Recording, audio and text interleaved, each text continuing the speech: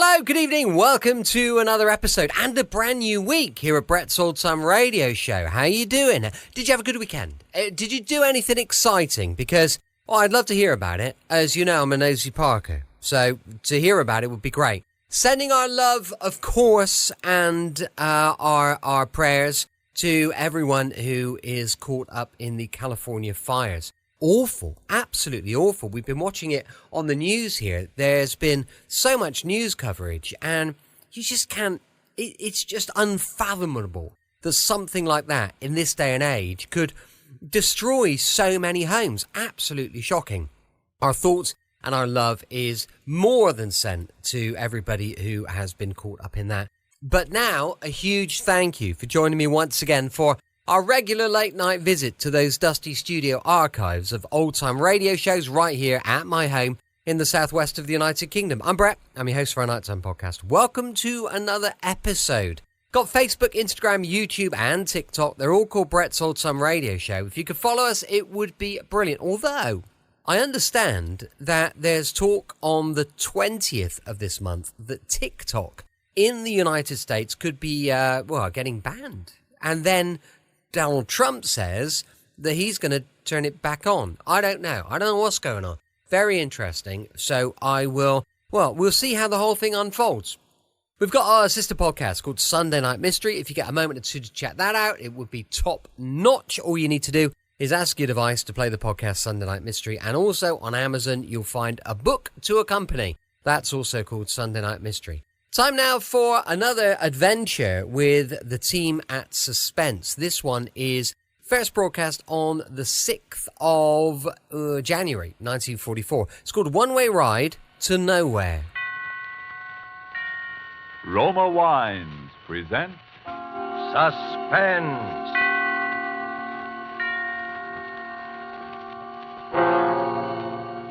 Roma Wines, made in California for enjoyment throughout the world.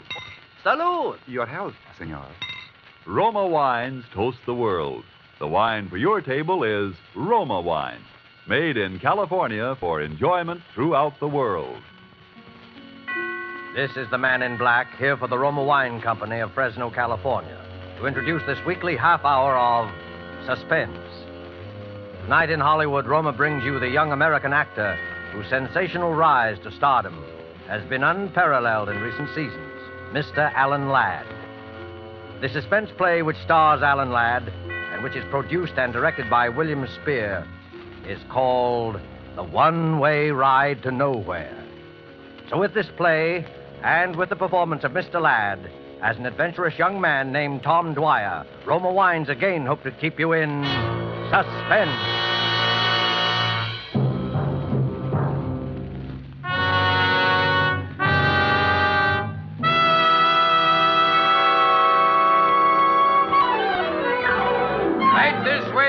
Gentlemen, the thrill of a lifetime. It's safe and sensational, and the price is only a dime.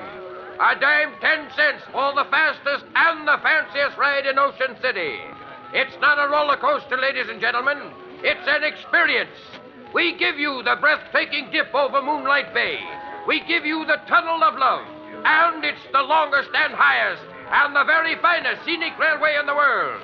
How many good looking?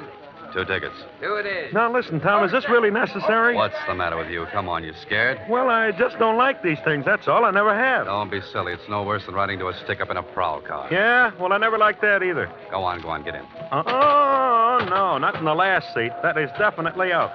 Okay. So we'll ride in the last seat the next time when you're over your stage fright. You'll ride in the last seat the next time. For me, this is strictly a one-shot proposition, and don't expect anything different. Your safety belt, Mac. Everybody got their safety belt buckled? Okay, folks, you're on. Oh, here we go.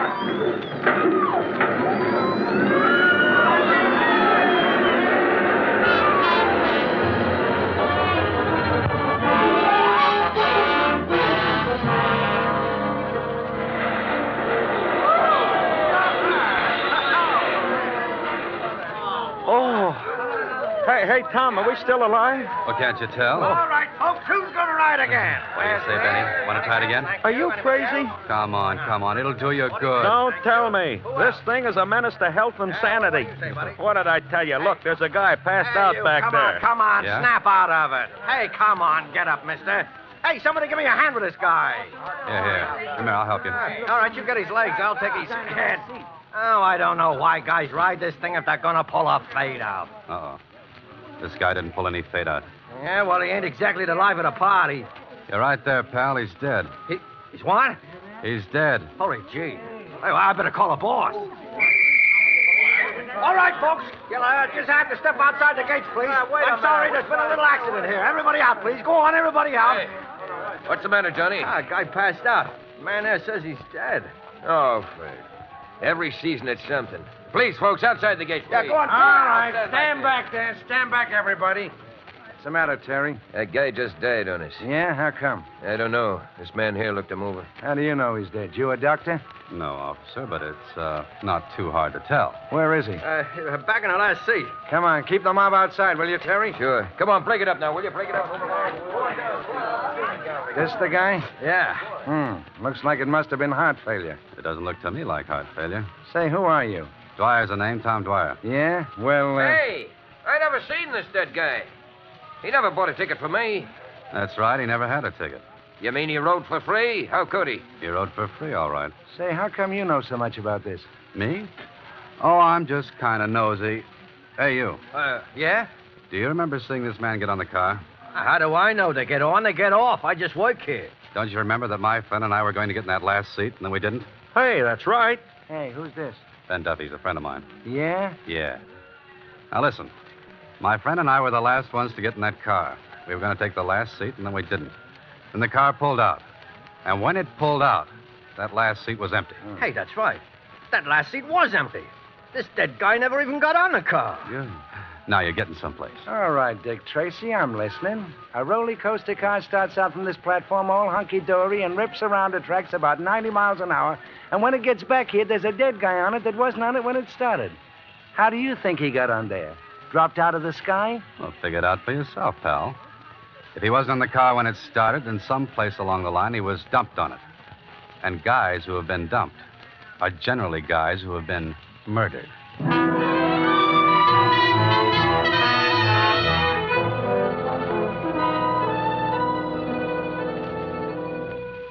Murder is a rude and terrible customer, always. But seldom indeed has this unwelcome guest intruded more incongruously than on this particular evening when he chose to be the extra passenger on a roller coaster ride. Alan Ladd is our star of suspense in Robert L. Richards' story, The One-Way Ride to Nowhere.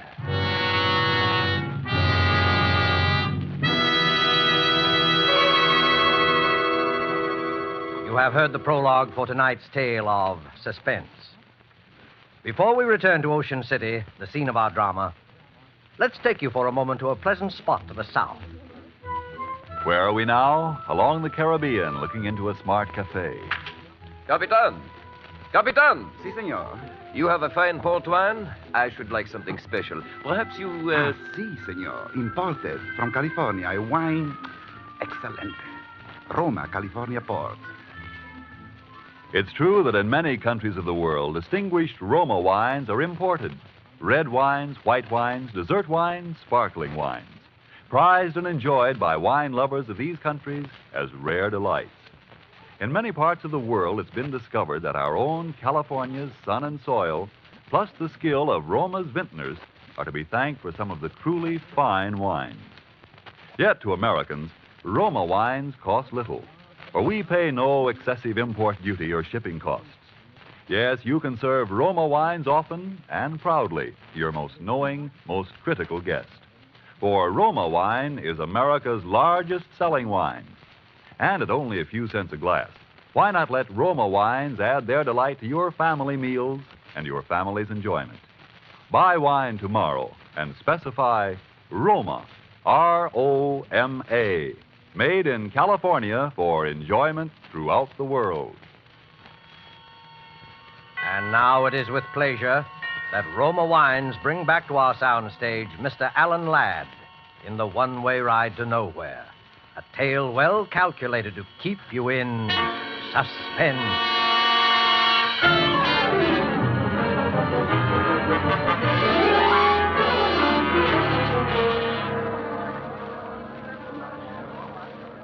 Hey, Tom, where you been? We're all supposed to be waiting in here for the chief of police. Didn't make any phone call, that's all. Anybody I know? Jefferson Hotel. Do you know him? Huh? Hey, what's this all about? Oh, about $400,000 and a lot of people's lives. Uh-oh. Here comes the chief now. All right, quiet, everybody. Chief Haynes wants to say something to you. A man died under peculiar circumstances on the Ocean City roller coaster tonight. And all of you here were either on the car in which the body was found or in the immediate vicinity, like on the platform. Now, cause of death has not yet been determined. But all of you might be needed as witnesses, so we want to know where to get a hold of you. Have all these people been identified and left locations where they can be reached? Yes, sir. Well, then that's all. You can go now. Chief Haynes, Well, I'd like to ask a couple of questions. are these the two fellows you told me about, Johnson? Yes, sir. You're a pretty inquisitive young fellow, aren't you? Well, that's my business.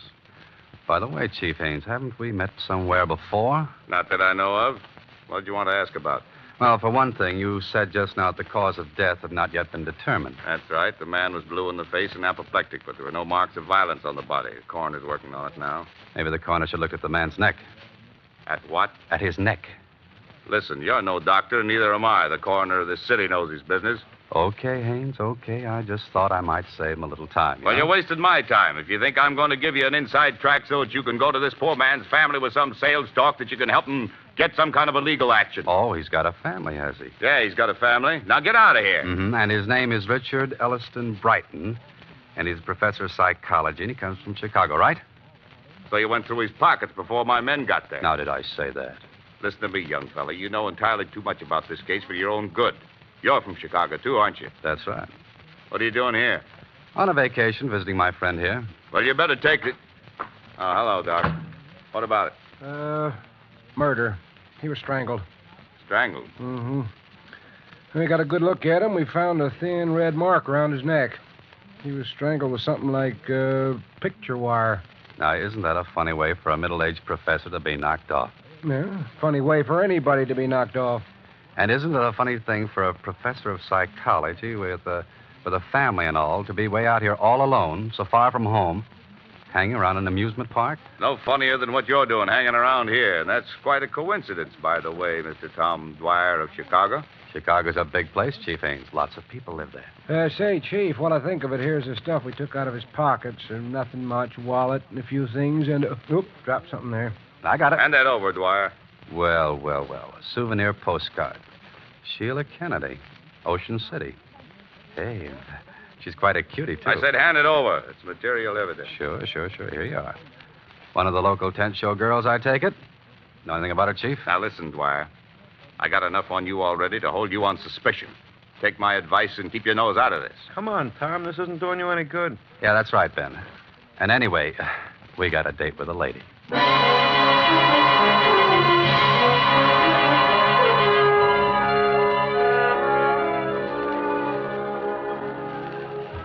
They're lovely, they're luscious, they're delightful, and they're daring. The most gorgeous girls. Hey, Bud, can we go in now? Yeah, what did she say? What's that? I said, can we go in now? Oh, yeah. Okay, fellas, down there, the second door. I told her about you, and she says it's okay. Thanks. Make it snappy. She goes out in a couple of minutes. They're lovely, they're luscious. Room of her own. Sheila must be all right. Hey, I thought you said this was business. It is. Wait out here, will you, Ben? Oh, so when it's dames, I wait outside. I said this was business. Who is... I don't know you. Well, maybe we've both been missing something. How did you know I came from Chicago? You'd never have got in if you hadn't pulled that. It was a good guess, wasn't it? Well, I don't know you and I don't want to know you, so beat it. Now, look, Sheila. I didn't come here to cause you any trouble. My name's Tom Dwyer, and Are you going to leave or do I call the bouncer? Sheila, a man was murdered in the amusement park tonight. Murdered? Well, hadn't you heard? Everybody has, but I didn't know it was... He was from Chicago, too. And, Sheila, he had your picture in his pocket. My picture? That's right. So what? There must be 50,000 old goats from one end of this country to the other with my picture in their pockets. They sell them at the show. How do you know how old he was? I don't. I was only... Professor Brighton didn't come around in the last 2 or 3 days to talk to you about anything, did he, Sheila? No, I don't even know what you're talking about. You got no right to question me. You know what I think, Sheila? I don't know, and I don't care. I think you're in a tough spot and that you'd like to be out of it. Only you don't know quite how. Well, what if I am? Well, maybe I can help you. Nobody can help me. This is murder, Sheila. That's not so good. What's your angle in all this? I wouldn't kid you. I'm a private detective. I make my living in things like this. Aside from that, and as a general rule, I just don't like murder. Listen, mister, what'd you say your name was? Why, Tom, to you. All right. I don't know why, but you seem like a nice guy. I am. Wait till you know me better. Might have been nice at that, but keep out of this. It's for your own good. You'll get nothing but grief. What kind of grief? The worst kind there is. You saw what happened to the professor. Poor guy. Get out of the amusement park. Get out of Ocean City and stay out. Thanks, Sheila. Maybe you're right. I know I'm right. But I'm in kind of deep already. Is there anything particular I should look out for? Come on, Sheila, you're on. Okay. Listen, Tom, just remember, that roller coaster isn't the only one-way ride to nowhere around here. One-way ride to nowhere.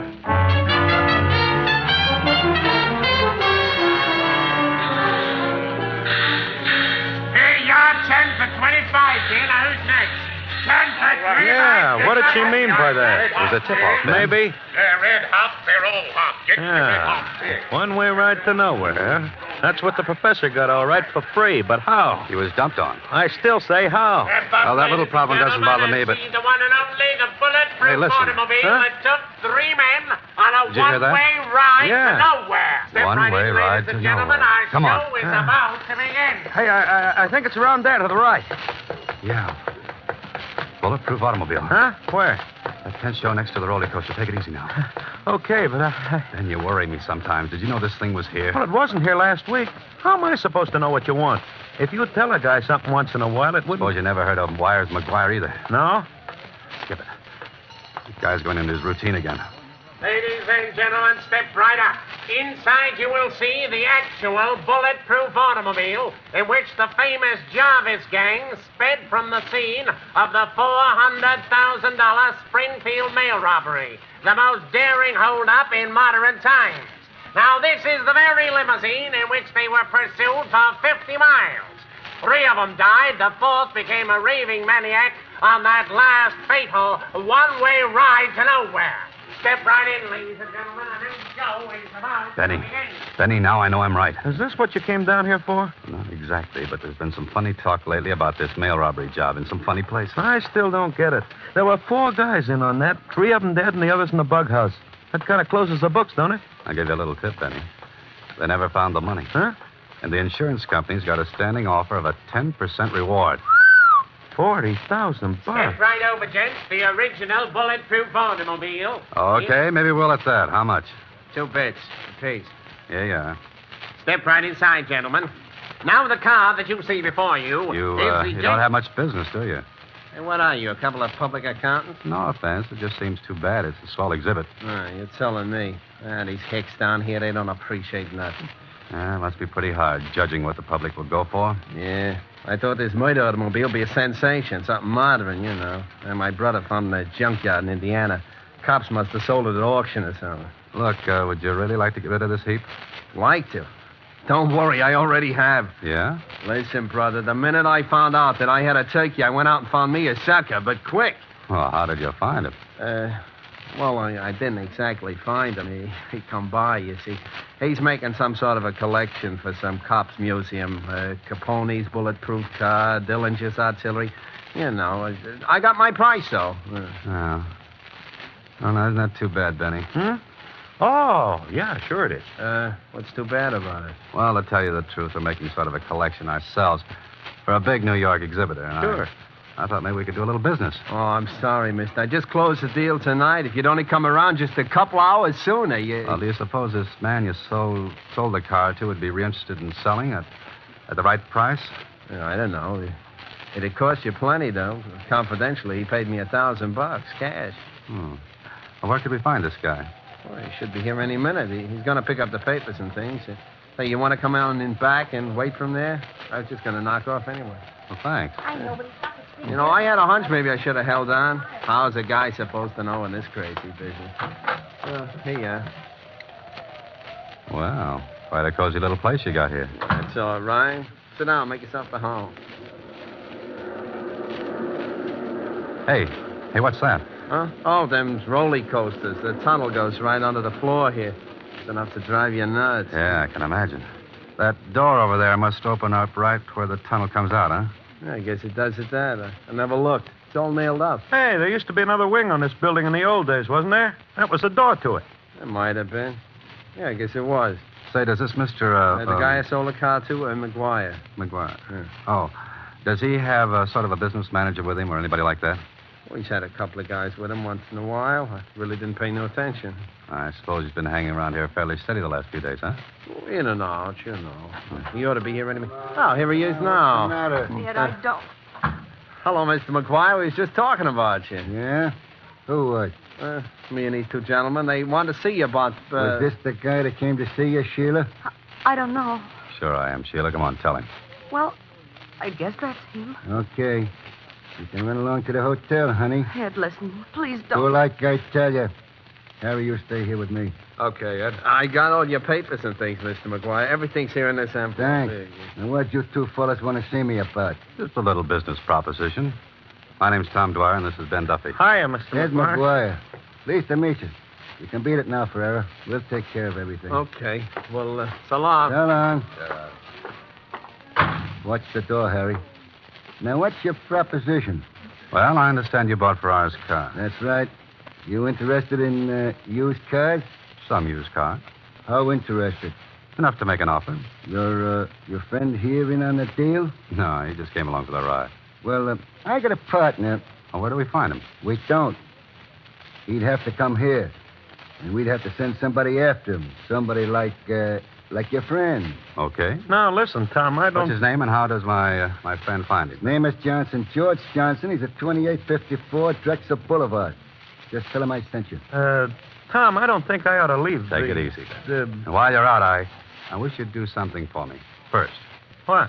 Pick up my mail. It won't be out of your way. Your mail? Yeah, that's right. Do that first.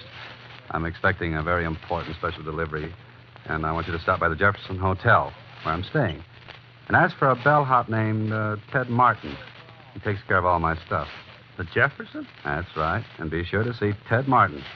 He's the only one who can help you, so ask the clerk for him. Hurry back, please. Ted Martin, Jefferson. Well, okay.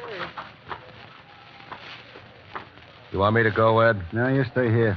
And now that he's out of the way, what do you know? Enough? You're a pretty bright boy, aren't you? You gonna talk? Why not? I know, for instance, why he bought that car. I think he knows too much. Let me handle this. Keep talking, bright boy. Well, after that Springfield nail job, nobody ever found the money. $400,000 is a lot of lettuce. And you think it's still somewhere in that car. Did you figure it out all by yourself, or did you get a tip when you were in the federal pen, along with Duke Jarvis? You know any more cute answers, bright boy? Sure. I come from Chicago. I know that around there you got a nickname, and they call you Wires. I told you knew too much. Mm-hmm. On account, you got a reputation of being very handy at disposing of troublesome guys with a length of picture wire twisted around the neck. Have you any idea what you've just talked yourself in for, bright boy? I know what I'll talk you in for if you don't play ball. Well, now, what do you think of that? I think we're wasting time. Listen, McGuire. I not only know how you killed Professor Brighton, I know why. Sure you do, bright boy. Sure you do. You think I'm kidding, huh? Professor Brighton was a psychiatrist. They used to call him into the federal pen to examine guys who were wacky. They called him in to examine Duke Jarvis. Duke was the last of the Jarvis gang. The rest were all killed in the holdup. He was wacky, all right. So wacky that he let slip about the money being still hidden in the car. So when the professor heard about the car showing up, he thought he could pick up a piece of change. The poor guy, only you caught up with him first, huh? You got it all figured out, haven't you? Yeah, all but one thing. I don't think you're smart enough to have pulled this all by yourself.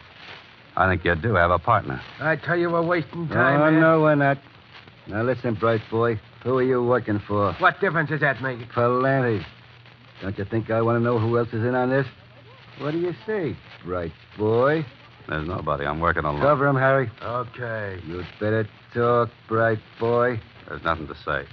Who else knows about this? Nobody. This ain't gonna do your face any good, bright boy. Talk. Go to.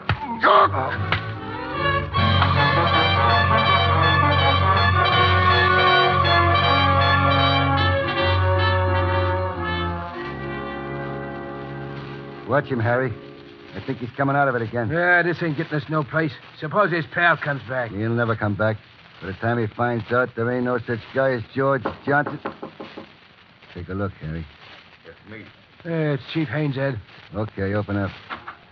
Hey, I thought I told you. How did he get here? He walked in. He knows plenty. How much? The works. We've been trying to sweat out of him who he's working for. Haynes. I know where I've seen you before. Your picture. You were a guard at the federal pen when Jarvis and McGuire were there. That's how you heard about the money.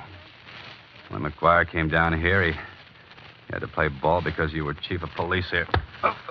He's got to go, McGuire. Sure, I know. So we give him the business and dump him out of the side store there into the roller coaster like we did the prop. Are you crazy? You can't get away with two jobs like that the same night. So what do we do? Anything. Dump him in the bay. Make it look like an accident. Anything. Hey, there's an idea. And don't try to get fancy about it this time. But you just gave me quite an idea, Haynes. Quite a good idea.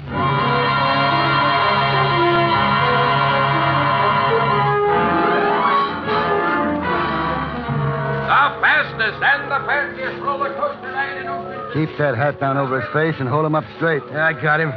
What seat do we want? What's the difference? Car's almost empty anyway. Get him in. Take the middle one. All right. Buckle your safety belts. Keep that belt loose. Okay, everybody, you're off. Here we go.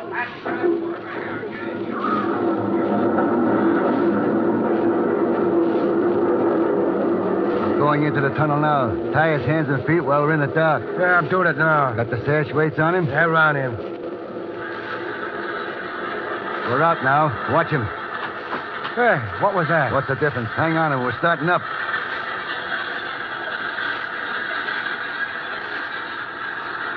We're coming to the top. You know what to do, Harry? Yeah. When you hit the bottom of the dip over the bay. Okay. I'll yell, and we both heave together. He'll go down into that bay and sink like a... Okay, McGuire, put up your hands, both of you. Put them up.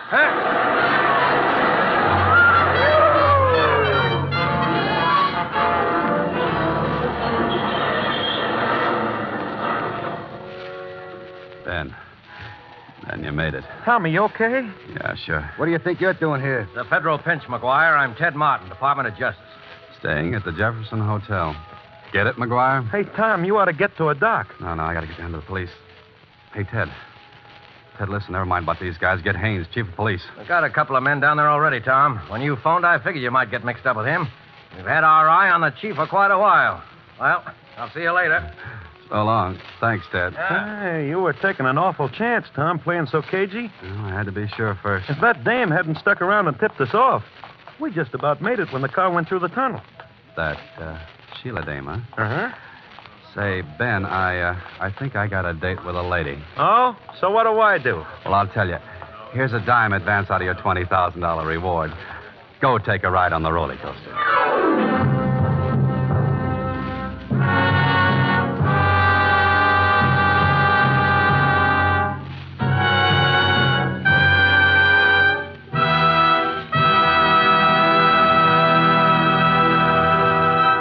And so closes The One-Way Ride to Nowhere, starring Alan Ladd.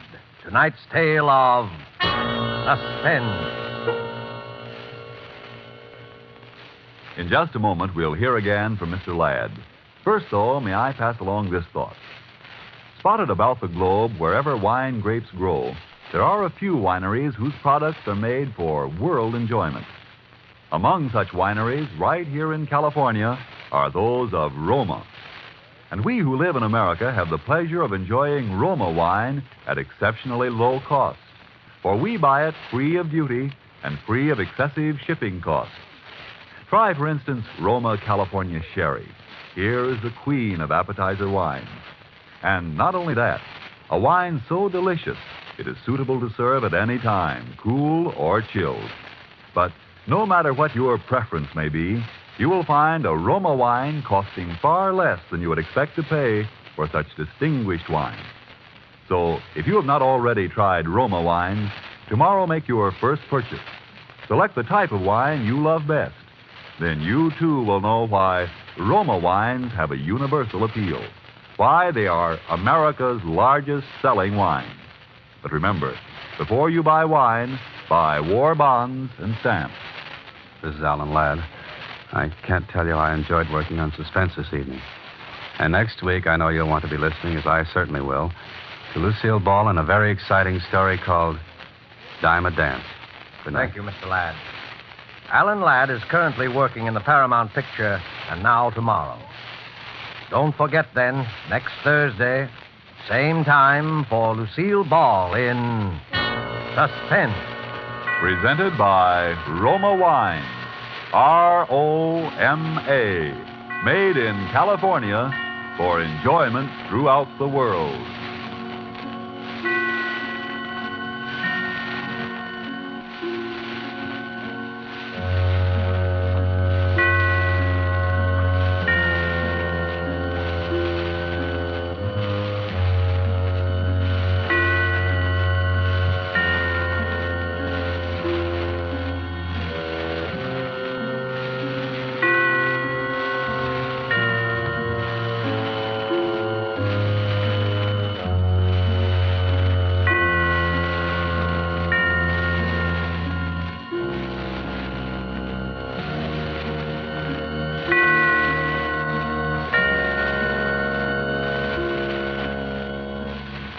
This is the Columbia Broadcasting System.